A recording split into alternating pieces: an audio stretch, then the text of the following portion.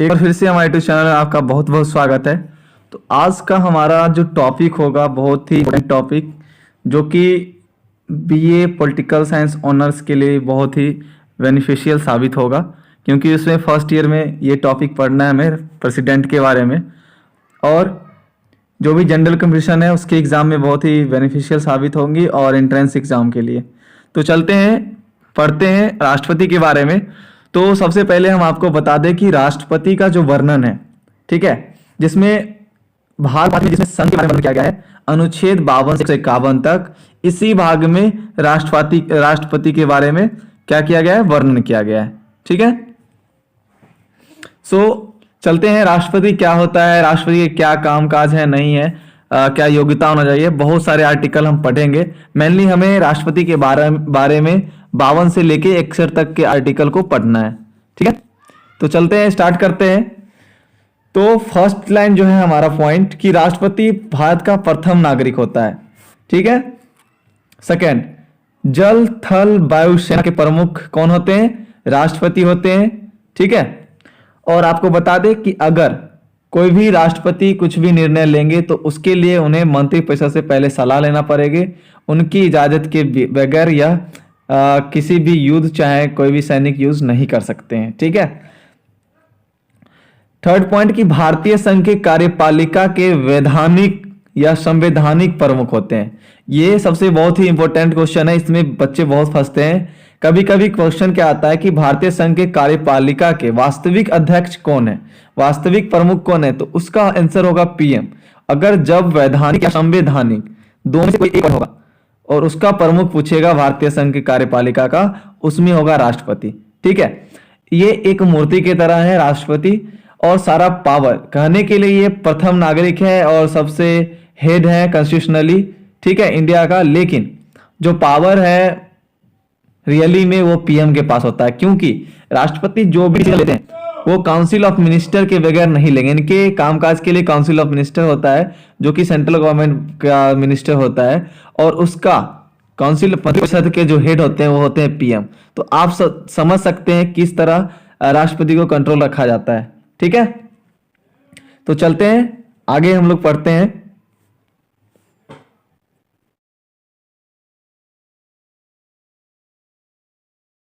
Note करा है कि नोट में लिखा दिया है कि भारतीय संघ की कार्यपालिका के वास्तविक, इस वर्ड का बहुत ज्यादा गौर करेंगे। कहीं पे अगर क्वेश्चन वास्तविक आती है तो उसका प्रधानमंत्री होंगे। ठीक है, अगर वैधानिक या संवैधानिक कोई आता है तो उसका प्रमुख कौन होगा, वो होगा राष्ट्रपति। ठीक है, प्रेसिडेंट। ठीक है, चलते हैं नेक्स्ट पेज। तो अब हम मेनली 52 से लेके 61 तक आर्टिकल को पढ़ेंगे, देखेंगे, समझेंगे। ठीक है, तो अनुच्छेद 52 जो है यह राष्ट्रपति के पद के बारे में बताता है कि भारत जो एक राष्ट्र एक संघ है उसके एक राष्ट्रपति होंगे, बस अनुच्छेद 52 में यही कहता है। तो आपको पूछ सकता है कि किस आर्टिकल में, किस अनुच्छेद में भारत का एक राष्ट्रपति होगा, यह लिखा वर्णित किया गया है, तो अनुच्छेद 52 में। ठीक है, अनुच्छेद 53 देखते हैं। ठीक है, अनुच्छेद 53 थोड़ा ज्यादा बड़ा है।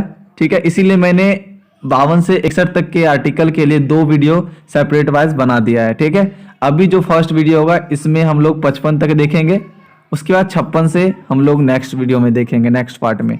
तो आर्टिकल 53 वाली लॉ है कार्य शक्ति। ठीक है, तो चलते हैं, देखते हैं क्या होता है, इनके क्या कार्य हैं, क्या शक्तियां हैं। तो फर्स्ट पॉइंट है कार्यपालिका अथवा प्रशासनिक शक्तियां। तो इसमें क्या है कि जो संघ है, संघ की कार्यपालिका शक्ति किसमें निहित होती है, वो राष्ट्रपति में निहित होता है, तथा वह इसका प्रयोग संविधान के अनुसार करेंगे, या तो स्वयं करेंगे या तो अपने अधीनस्थ कर्मचारियों को उसका प्रयोग करने को कहेंगे। ठीक है, या तो स्वयं कर सकते हैं या तो अधीनस्थ कर्मचारी कर सकता है। यह भी ऑब्जेक्टिव क्वेश्चन बनती है। ठीक है, चलते हैं नेक्स्ट पेज पे।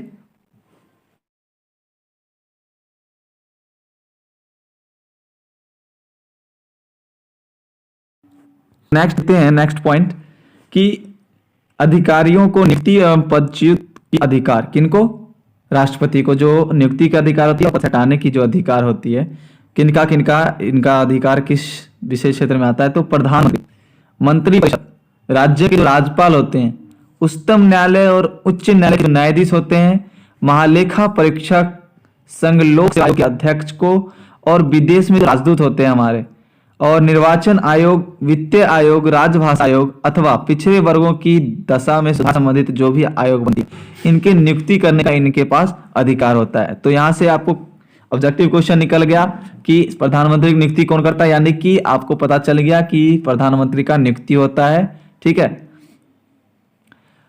और वो कि राष्ट्रपति करते हैं। मंत्रिपरिषद की नियुक्ति होती है जो कि राष्ट्रपति करते हैं। राज्य के राज्यपाल का नियुक्ति होता है जो कि राष्ट्रपति करते हैं। तो यहां से आपका बहुत सारा ऑब्जेक्टिव क्वेश्चन बन रहा है, ठीक है। चलते हैं नेक्स्ट पॉइंट, उनके कार्य और शक्ति देखते हैं।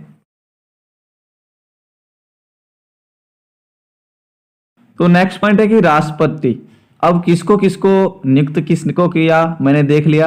अब पदच्युत यानी कि पद से किसको किसको हटा सकते हैं। तो राष्ट्रपति मंत्रियों को, राज्यपालों को, सर्वोच्च एवं उच्च न्यायालय के जो न्यायालय के मुख्य न्यायाधीश थे उनको, लोक सेवा आयोग के कर्मचारी को, उनके अध्यक्ष को, उनके सदस्य को पदच्युत कर सकते हैं, यानी पद से हटा सकते हैं अगर वह कॉन्स्टिट्यूशनली नियम कानून का उल्लंघन करते हैं तो, ठीक है। और भी ईटीसी में लिख लो, और भी हो सकता है। राष्ट्रपति को संसद के दोनों सदनों की संयुक्त बैठक कराने का अधिकार होता है। या तो अपने मन से संयुक्त बैठक बुला सकते हैं, किसी कारणवश बुला सकते हैं, या किसी भी बुला सकते हैं, कभी भी वह संयुक्त बैठक बुला सकते हैं। यह राष्ट्रपति के पास उनका अधिकार है, ठीक है। नेक्स्ट पॉइंट है कि राष्ट्रपति को राज्यसभा में जो 12 सदस्य मनोनीत किए जाते हैं उसे मनोनीत करने का अधिकार होता है। जो मनोनीत होते हैं वह साहित्य, विज्ञान, कला, खेल, फिल्म, चाहे अन्य किसी भी विशेष क्षेत्र, किसी भी क्षेत्र में वह अच्छा सेवा प्रदान किए होंगे देश के लिए, देश का नाम रोशन किए होंगे, ठीक है, उनको वह मनोनीत करते हैं। जैसे कि आपको पता होगा सचिन तेंदुलकर, रेखा, ये बहुत सारे लोग हैं जो जिनको मनोनीत किए थे राष्ट्रपति राज्यसभा सदस्य के लिए, ठीक है। और आपको बता दें कि लोकसभा में भी 2 एंग्लो इंडियन, जिसको एंग्लो इंडियन बोलते हैं, वह मनोनीत किए जाते थे, अब नहीं किए जाएंगे, ठीक है। इसीलिए मैंने नोट में लिखा दिया है, संवैधानिक संशोधन के अनुसार राष्ट्रपति के द्वारा लोकसभा में 2 आंग्ल भारतीय सदस्यों को मनोनीत नहीं किया जाएगा। पहले किया जाता था लोकसभा में, ठीक है, लेकिन अब नहीं किया जाएगा, ठीक है। अब नहीं किया जाएगा, किस अमेंडमेंट के थ्रू, 104th अमेंडमेंट, ठीक है।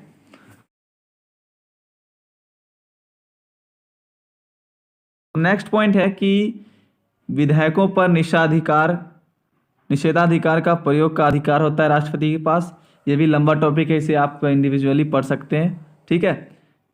अध्यादेश करने का शक्ति होता है राष्ट्रपति में।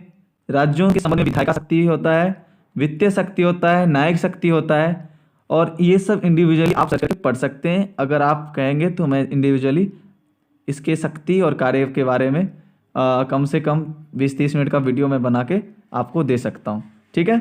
इसीलिए मैंने सिर्फ पॉइंट लिया है, जो है टॉपिक पॉइंट है वो मैंने लिख दिया है, इसका सब पॉइंट मैंने नहीं लिखा है, ठीक है, क्योंकि लॉन्ग वीडियो हो जाता है इसीलिए, ठीक है। चलते हैं अगला पॉइंट पे।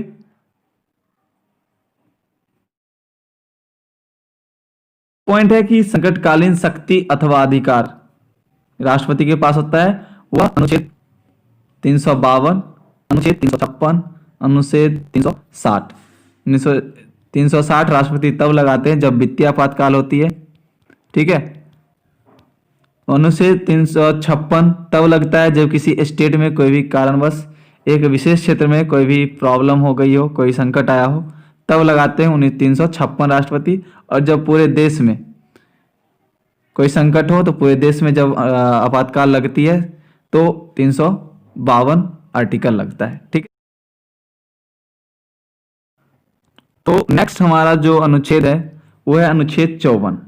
इसी अनुच्छेद के साथ हमारा ये वीडियो कंप्लीट होगा। उसके बाद हम 55 से 61 में जो भी टॉपिक हैं, जो भी बातें हैं, उसे नेक्स्ट वीडियो में करेंगे, राष्ट्रपति के पार्ट 2 वीडियो में, ठीक है। तो आर्टिकल 54 जो है वो राष्ट्रपति का निर्वाचन के बारे में बताता है, और इसमें निर्वाचन कौन कौन करते हैं ये बताता है। जो लोकसभा होता है, जो राज्यसभा होता है, यानी कि संसद के दोनों सदन, और विधानसभा दिल्ली और पांडुचेरी दोनों, विधानसभा के केवल निर्वाचित सदस्य होते हैं मनोनीत, और जो भी मनोनीत किए जाते हैं वो नहीं करते हैं। ठीक है, सिर्फ जो निर्वाचित किए जाते हैं वो करते हैं। ठीक है, तो चलते हैं नेक्स्ट। जो भी राष्ट्रपति का चुनाव करता है उसे क्या बोलते हैं? निर्वाचक मंडल कहा जाता है। ओके, यहाँ पे नोट में मैंने लिखा दिया है कि जो विधान परिषद होता है वो राष्ट्रपति के चुनाव करने का उनको अवसर प्राप्त नहीं होता है, यानी विधान परिषद को राष्ट्रपति चुनाव करने का अवसर प्राप्त नहीं होता है। ठीक है, यानी क्यों नहीं होता है? क्योंकि सबसे बड़ा रीजन है कि ये 5 से 6 ही स्टेट के पास जो है विधान परिषद है।